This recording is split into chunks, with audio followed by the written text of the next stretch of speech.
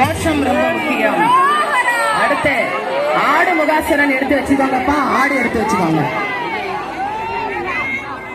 தோற்ற தோல்வியோடு தலை குறைந்து வீழ்ந்த தலைகளோடு அந்த அசுரர் மாய்கிறான்.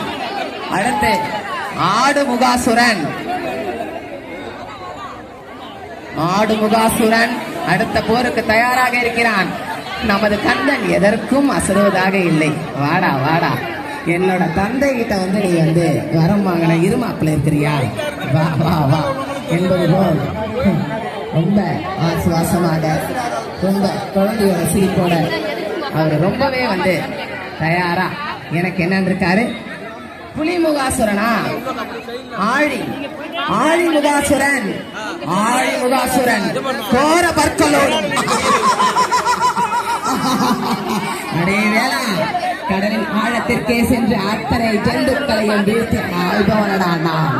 நீ என்னடா என்னை எதிர்ப்பது? புழுவை போல நசுக்கி எறிகிறேன் பார்.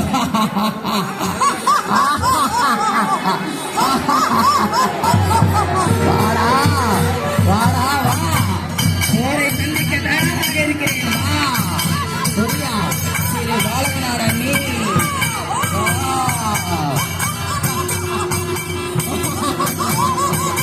ஆழியின் முகத்தை பாருங்கள், கண்கள் பிறங்க, கோரவர்கள் நெருங்க, மிக அழகாக மிக ஆவேசமாக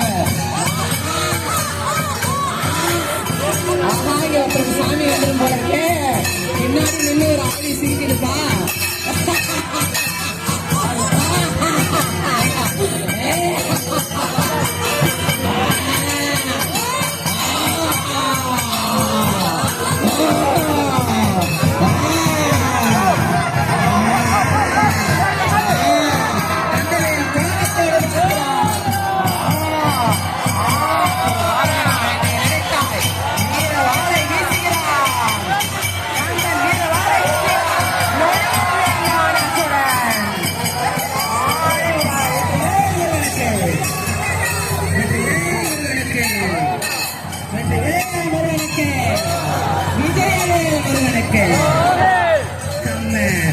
வேலக்கந்தனை எடுத்தார்னா மாய்க்காம விட மாட்டாரு, தலையை தூக்காம விட மாட்டாரு. ஏன்னா போர்வேல், அது போர்வேல்.